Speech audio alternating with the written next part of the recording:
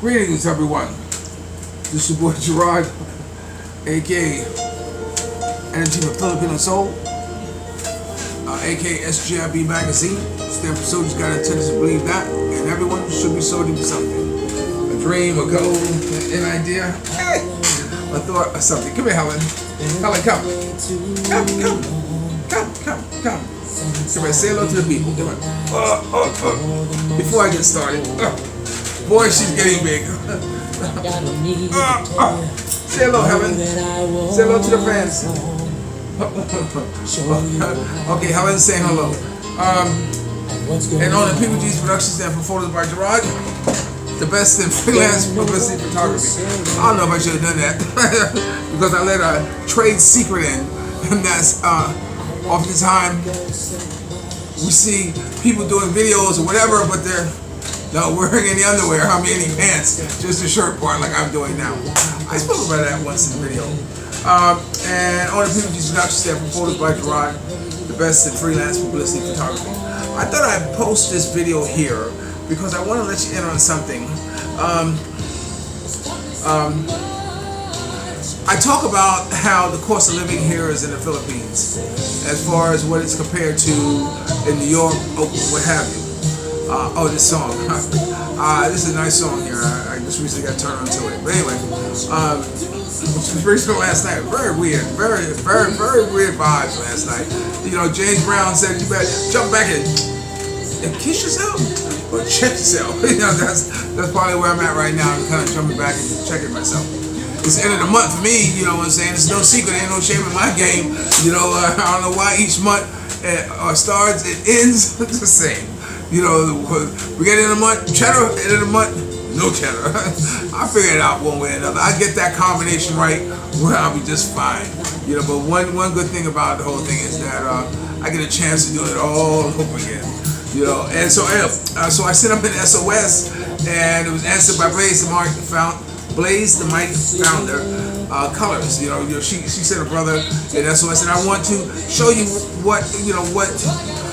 When I say that you can feed a family about 4 off the cost of $20, which is 1,000 pesos, let me show you what I mean.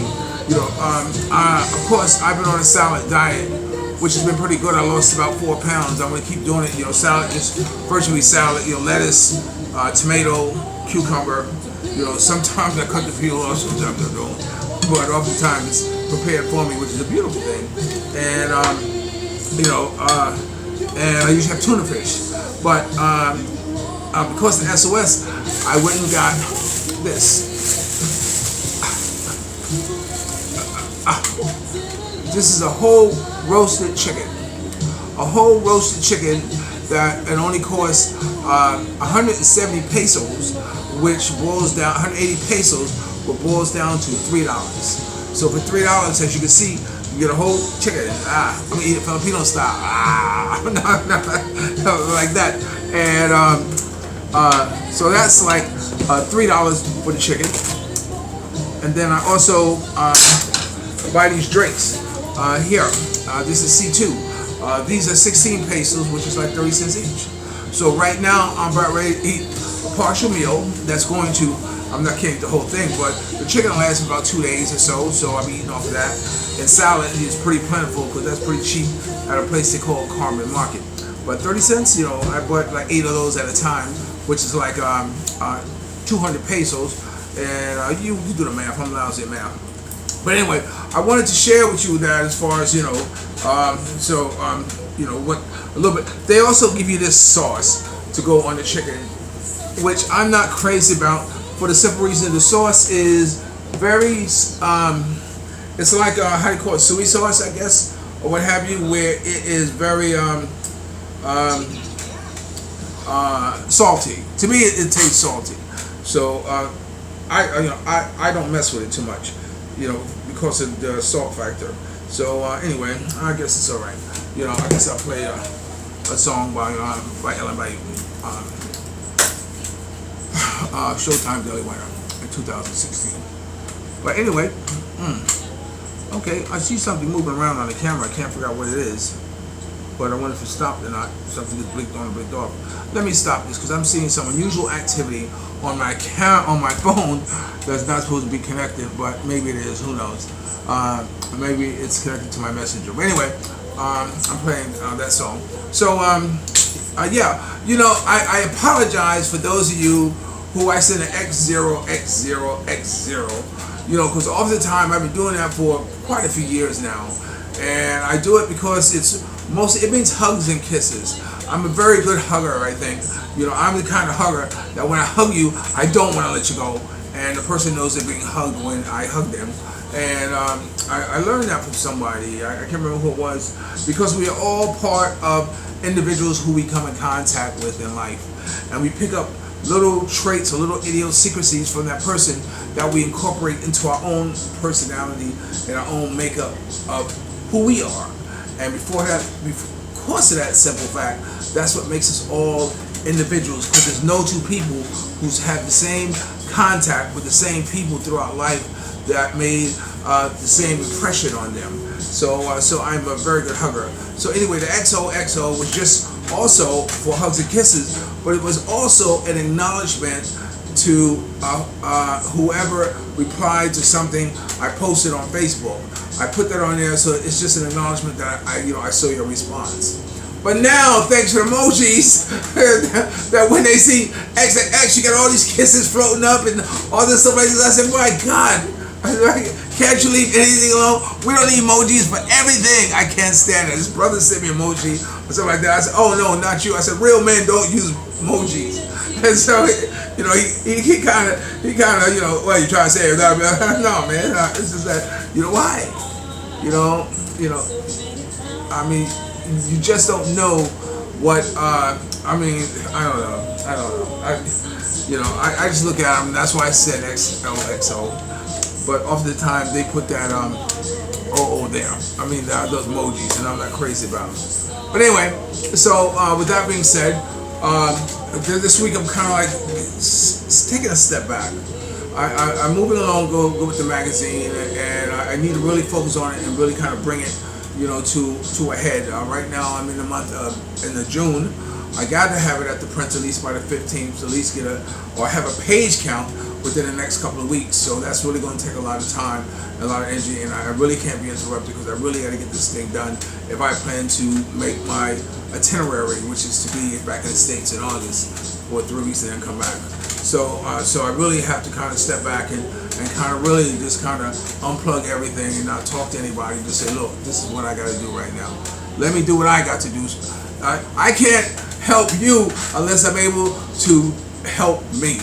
And I come first, of course. And after I get my stuff done, then of course I can help you. I learned a long time ago, you know, you can't do too many things at one time because you end up doing too many things badly.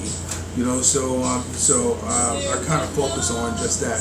Speaking of Facebook and things of that nature, you know, it is truly unfortunate that people find the need to have to still say something negative or show some type of animosity toward others, or saying negative things. And I was asked, why do people do that? And my only reason is that I find out that people do it because all the time they're not happy with themselves. They are not either unhappy in a relationship, in happy marriage, or the world's fault. They're just unhappy, and so because they're unhappy, they don't want to be unhappy alone. So often the time they seek out someone who also shares that same negativity that they have, and then they conspire this aura of negativity, and they tend to just spew it out on anyone who they don't like, jealous of, or some people don't like to see you grow. Some people don't like to see you do good. I know when I go back to New York, there's always one person always says to me, Gerard, when did you get out of jail? I said, what do you mean when I got out of jail, man? I was never there. I got out of jail in 1999 and have not had a pair of handcuffs on me since. And I always emphasize that. In fact, it's coming up 20 years. 20 years I've been out of prison and have not had a pair of handcuffs on me. So some people are just unhappy of the fact that you were able to to do positive things and do good things, and so there's always someone there.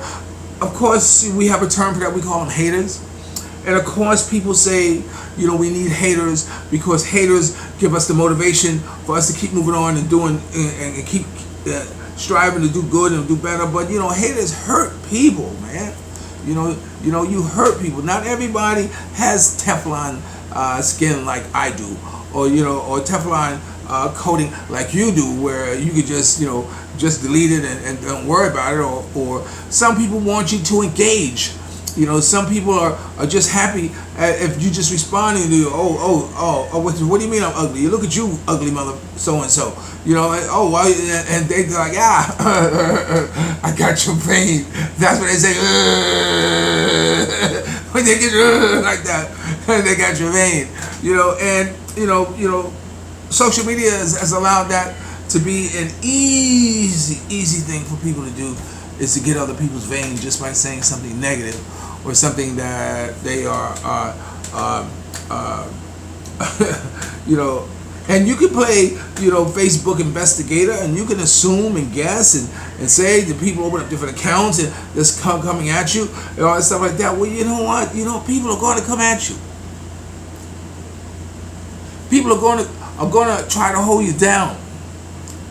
I was listening to this song today called it's funny, it's Tupac. And Tupac's song, it says bury me a G, right? Okay. And in the song he says, I ain't got time for peaches. Now I say peaches, I don't say bitches. And I don't say niggas, I say triggers.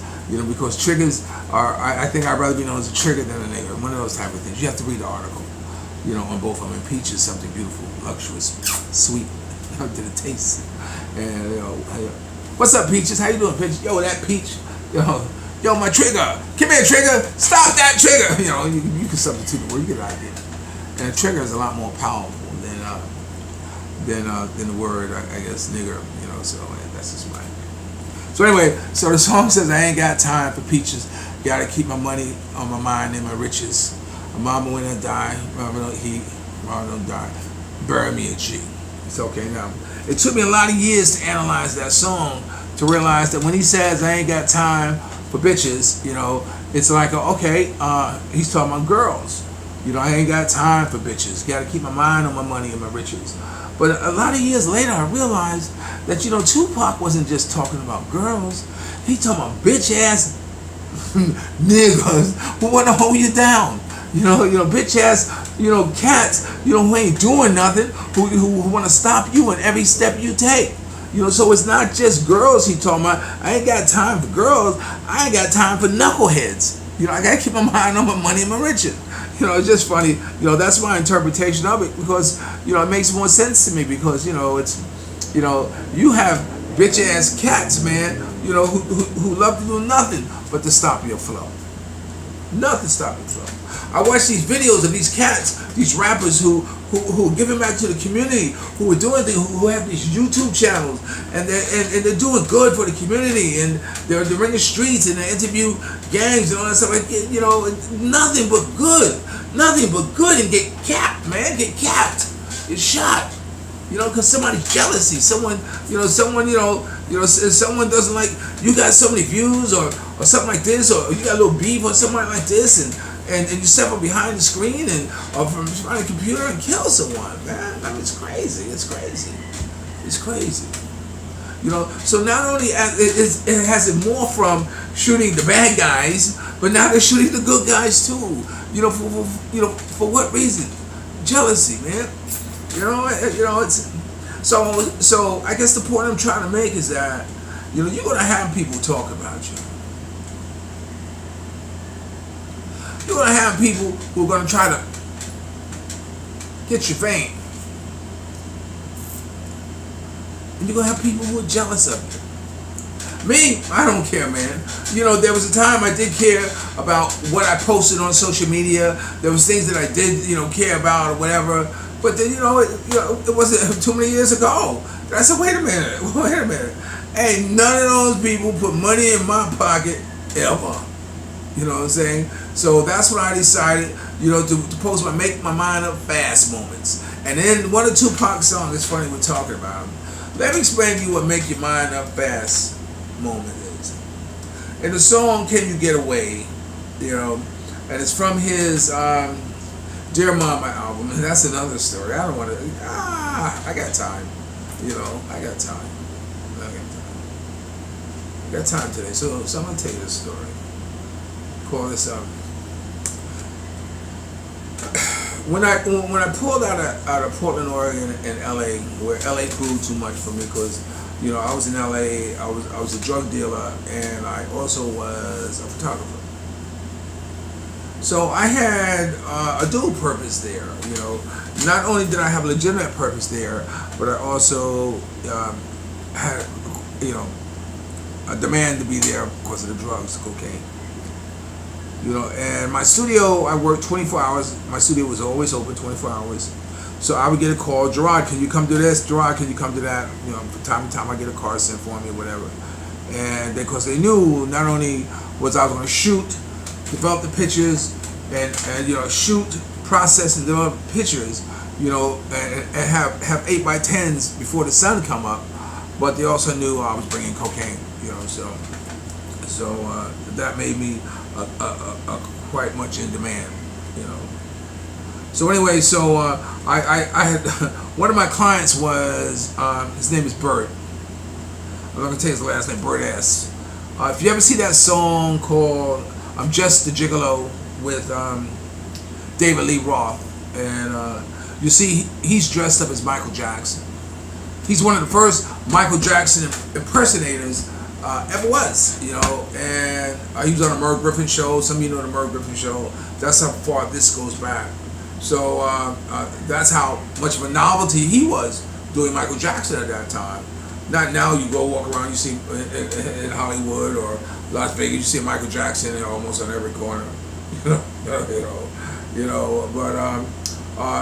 he was one of my clients, and one night he came over dressed as Michael Jackson, and he bought some drugs from me, and he was cooking in a glass popping on the floor, and he's on the floor, and he's like this, like this, like this.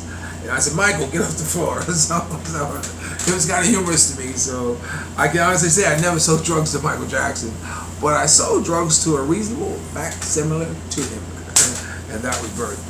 So anyway, I swore. Now I didn't use drugs till I was 30. I experimented when I was young or what have you, but I never got involved in them. I remember my first big drug deal. Me and my guy named I can't remember his name. We got ripped off. We were buying acid and we were sold saccharin, like 200 tablets of saccharin. And so I said, oh well, there's my drug deal. I'm done with this. What I'm saying? So that was a lesson learned. So anyway, when I was in LA, I got into the mother of my kids. VA was slow with money or whatever, and so she worked in a dress shop. Now, in New York, I've always been a driver. I'm a driver. I'm a professional driver. I drive limousines. I drove taxis. I drive for clients, and one of my clients happened to be a woman who controlled the whole West Side as far as marijuana back in the day, and she was the head of the homosexual, the gay movement at that time. So, I was one of her clients, and I saw one of her drivers. So I learned one of my clients. I ended up selling then at that time too, and some of my clients were in the Dakotas, where John Lennon lived. In fact, I met John Lennon coming out of the building. One of the guys who I sold for, his name was Steve McGowan. Steve McGowan is one of the producers on the Flip Wilson show. You might can find him, Google him. I tried, I can't see him, but I know he's out there somewhere. So coming out of the building, after the building also where Lauren McCall lived, Humphrey Bogart's wife, who most famous for was Casablanca. They did a number of things. So anyway, I had my life experience in dealing.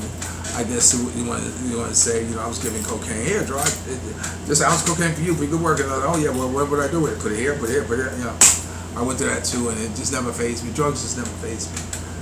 So, but when I got to LA, you know, Dinah was working at this boutique, and this girl named Leah, I'll never forget the name, Leah. She was Armenian, and she was a cocaine dealer. And so, of course, you know, I said, yeah, well, we needed money. VA was slow in coming up with the money and everything. And so we needed money. So I said, yeah, I'll sling a little bit. At that time, I was working at a producer's photo lab in Hollywood. Those of you who know producers, it's one of the biggest labs in Hollywood. They handled a lot of clients from MGM, Orion, Paramount, King World. There was a time when you went to the movies, they had 8x10s on the marquee, and you can read a little caption about what was happening in the movie. Well, that little caption I stripped on the film that mass produced the 8x10s that went out to all the theaters. So, because I was a custom black and white lab printer, you know, because of my ability to have the eye to recognize the picture within the picture that a lot of photographers appreciated, but because of my detail as far as in dealing with black and white, you know, which is a lost art all in itself. You know, so anyway, so I worked at Producers, and one of the other guys who worked there was Bert's brother, and I was selling it at that time, and so he said to me, you know, I'm not gonna say the celebrity's name. I'm not gonna say the celebrity's name. He said, you know, so and so does cocaine. You want to go up to his ranch? I said, sure. To Topanga Canyons. So I went up there, and so, you know, the celebrity's on the couch and sleeping, and he says his name, says his name. Wake up! I want you to meet somebody. And he slept. He said, wake up, saying his name. He says he's got cocaine, and the celebrity jumping like this. He said, oh yeah, oh how you doing like this? So he was working in the studio on his next project called Back At It, I can say that, and it was done by Ashika Productions. Ashika Productions, for those of you who may remember, Ashika Productions was the this Shaw or this Sheik or whatever. He bust Hollywood wide open by buying a mansion and actually putting genitals on the statues. So he was very eccentric, and he drew a lot of attention to himself. Where his wife had a production company called Ashika Productions, and she was backing the project. And so anyway, so I became a fixture there every night for a week or 2 weeks while he laid down the album, you know, and you know I supplied him with cocaine. You know, I sat on the piano with him while he's playing, and he turned to me like this and like this. And, no, you know, and it was funny because when we went back after we left the studio, and when we went to his home, you know, he has a home studio, he would still be playing and stuff like this. Everybody was on a high. That's, you know, I didn't do drugs. You know, my thing was a tall can of Old English 800 and a bottle of Jack Daniels. Put it in there. As a matter of fact, I still drink that today. Not Old English 800, but a beer and Hennessy. You know, that's what I know so day, and I get a nice buzz for that. I'm fine. You know, so anyway, so you know, we sit on the piano and he'd be playing music, telling stories, and I had a recorder that I always would record him. And then before we leave, he says, Gerard, give me the tape. And so I said, okay. So he caught me giving the tape. So this one time he was talking about Little Richard. You know, he was with the Beatles and they were touring with Little Richard and what have you. And he said Ringo came in his room. He said the artist's name. He said, what's wrong with Little Richard? And so he went in there and said Little Richard had his bedroom door open, his hotel door open, naked, with nothing but a towel across his lap, reading the Bible, masturbating. And he says they don't write songs like this no more because of Little Richard. You know. So anyway, so I had gotten out that night with the tape. I said, oh God. That night was the only night I did not lock my car. The only night I didn't take the tapes upstairs. And the next morning, that was the only tape that was missing, was the one that I had recorded. That's just goes to show you. He had a horse. He had a horse called Monique, and Monique was she was a pinto. And I said, Billy, artist, you know, can I ride your horse? He said, oh, nobody can ride a horse. I said, can I ride a horse? He said, oh, if you want to try it. So I got on a horse, and Monique was very high strung, you know, a very high strung horse. And I rode her, and and I didn't have boots. I had sneakers on, and my inside my shins was red, you know, from the stirrup, you know, for squeezing the horse and like this. And the horse, you know, if a horse thinks that you don't know what you're doing, the horse will ride sideways into the trees and try to knock your ass off. So I pow, hit the horse side of the head, got his attention, and said, "Oh, this guy knew what I was doing." I even got off of her and walked her and got back on her. So when that morning when the artist got up, I told my road Monique. He said, "You rode Monique?" I said, "Yeah, man." He said he couldn't believe it. So, you know, I rode the horse and everything. So anyway, you know, that was, you know, the extent of that. You know, I mean, a little more of this story went on.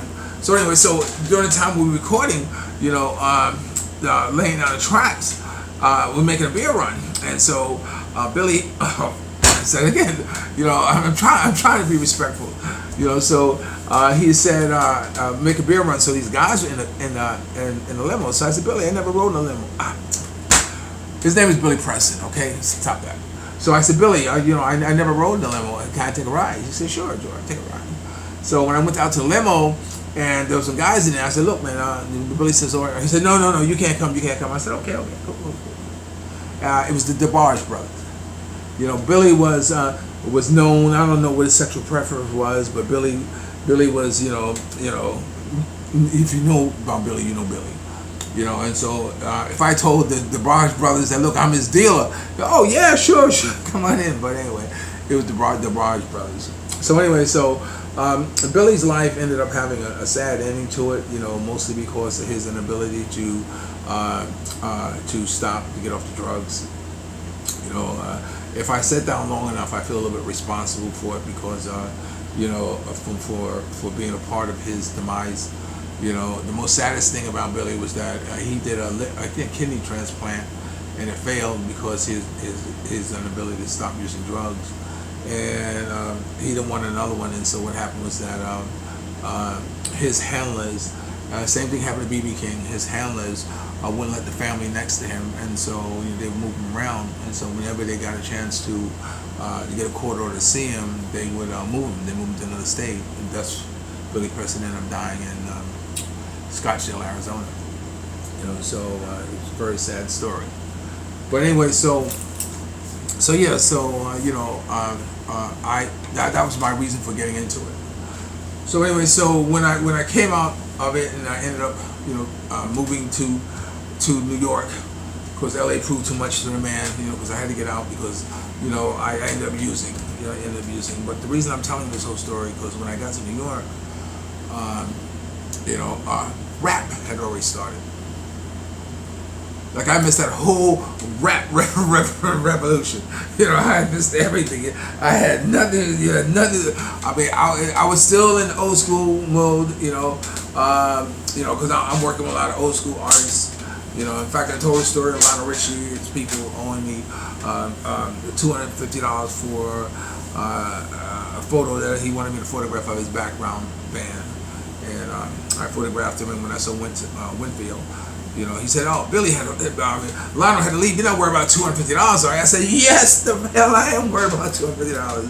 So to this day, you know, and I just later found out he passed away. So, you know, so anyway, and Randy Jones, I owe $200 from the Village people. I need to pay him too. But anyway, I thought it's only fair since I spoke about someone who owes me, I say someone who I owe. So anyway, so when I got to New York, and my thing was. When I stopped dealing, I got raided. I had a goal. There are two things that's secret about selling drugs that I'm not going to say because I'm not trying to perpetuate that behavior. But anyway, I got busted, to make a long story short. And I decided I wasn't going to try freebasing cocaine until I stopped dealing. So at that time, I officially declared myself retired from dealing cocaine. And so there, you know, I hung around with the pimps and all that stuff like this and whatever. Just one guy who worked on a railroad named Chuck, and I said, "Okay, Chuck, I'm ready to try it." So when I tried it the first time, then when I tried it the second time, you saw my eyes open up. I remember him saying, "Look, I got G-sprung," and man, I was off to the races. Oh my God, off to the races. I had gotten arrested before then, but I got arrested. Diana was in jail. She was 9 months pregnant with Gianna.